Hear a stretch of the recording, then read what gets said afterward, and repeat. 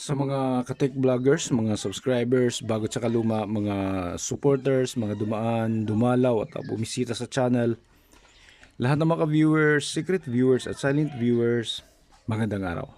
So ngayon dito naman tayo sa dynamic microphone, ano. Meron po kasi tayong nabasang post sa Facebook na nakakapikto ba raw yung sobrang haba ng wire na ginagamit sa mga dynamic microphone. So ganitong microphone. So dynamic microphone, tinatawag na dynamic microphone, ayun lamang mga microphone na gumagamit ng moving coil or mga voice coil na ganito. So ito yung voice coil, ano. Ayan siya, katulad nito ito. So aayusin pa natin to, ayan. Okay, yung mga ganitong gumagamit lang. Pero yung mga tinatawag na condenser microphone, so hindi po natin matatawag na dynamic yon. Iba po yung kasi capacitor po ginagamit doon, hindi po siya moving coil. Okay, so ang sagot ko doon, ano, kung nakakapekto ba? So depende.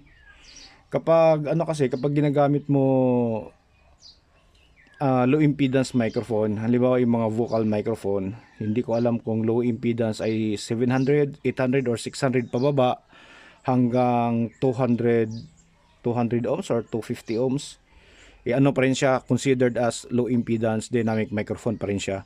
So pagka mga ganon ay wala pong problema kahit na mahaba yung wire natin, lalo na kung high grade wire yung gagamitin. So hindi po tayo kakabahan na magkakaroon siya ng ingay or any interference na papasok doon sa cable. Pero kapag high impedance yung microphone mo, no, high impedance yung microphone mo, kailangan ka lang, kung magandang klase yung microphone yung wire na gagamitin mo, kailangan wag kang lumampas sa 1,000 feet or ano ba equivalent ng 20 meters. Okay, wag kang lumampas kapag high impedance microphone. Kaya kapag bumili ka ng microphone o kaya may nagbigay sa'yo, alamin mo kung ano yung impedance. Siguro hindi naman manghihingi yung mga kapwa-technician natin na ipapatest mo lang kung ilang impedance, tsaka itanong mo kung ano ba tong klaseng ano ba tong klase itong microphone na to, high impedance ba to or low impedance, para malalaman mo kung halimbawa wala pang wire, para may idea ka kung gaano kahaba yung wire na ikakabit mo, o kung may nakakabit na wire, at least alam mo kung sobra o hindi yung wire na nakakabit.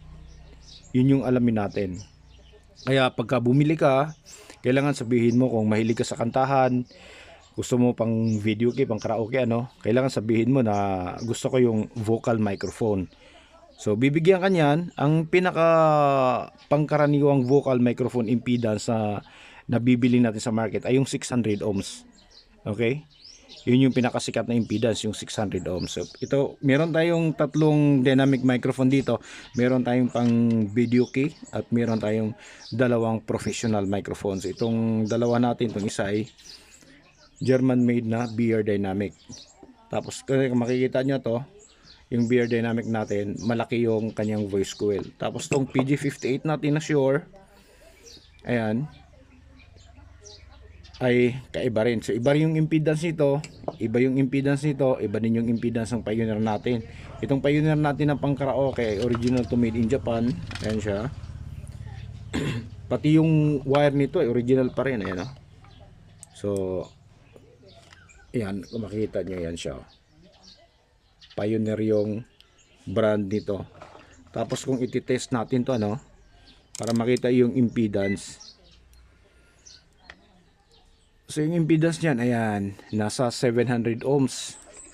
Tapos itong BR Dynamic natin, so pareha to mga vocal microphone, mga low impedance microphone. Nasa 600 ohms, 600 plus. Tapos ito naman yung Shure natin, nasa 250 ohms. Ito yung mas pinakamababa. Okay, yung quality naman ng natin, yung quality ng microphone natin,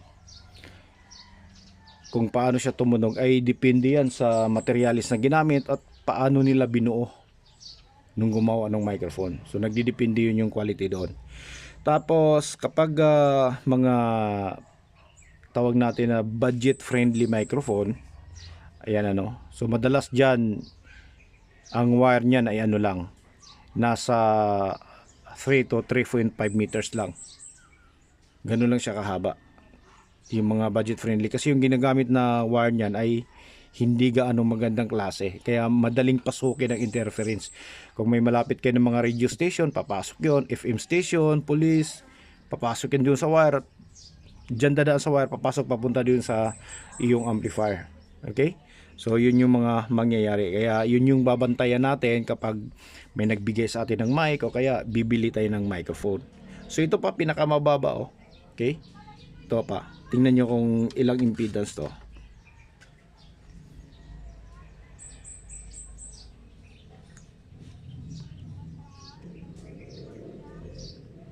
Ayan, so nasa 60 ohms yung kanyang impedance.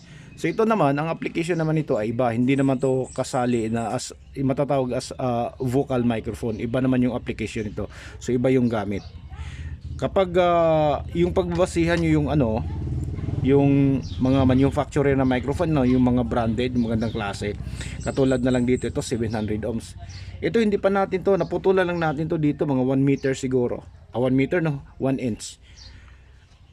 Ang dito sa 700 ohms, ang nakakasa na kanyang wire ay 5 meters. Pero yung madalas na nakikita natin sa mga branded kapag bumili ka ng iba't ibang brand na yung mga magagandang klase talaga, yung wire nakakasa dyan para pang vocal talaga, yung pang 600 ohms ay 5 to 6 meters lang. Pinakamahaba na yung 6 meters. Siguro yung 6 meters kapag magandang klase na yung wire na ginagamit. Pero kapag yung normal lang yung wire na ginagamit, hanggang ano lang talaga sila, hanggang 5 meters lang para sa 600 ohms. Okay, at least meron tayong na-share sa inyo. At kung di man nila nasagot ng tama doon sa Facebook, at least kung may makapanood man dito sa YouTube natin, ayun, may idea na kayo kung ano yung mga dapat gawin natin. Kung mali ba yung sobrang haba ba yung wire natin or maiksi. Okay, kung maiksi, wala namang problema eh. Mas maganda nga yung maiksi eh. Pero kung yung sobrang haba na, doon ka na magkakaroon ng problema. Okay, so hanggang dito na lang siguro tayo. So maraming salamat. God bless at bye-bye.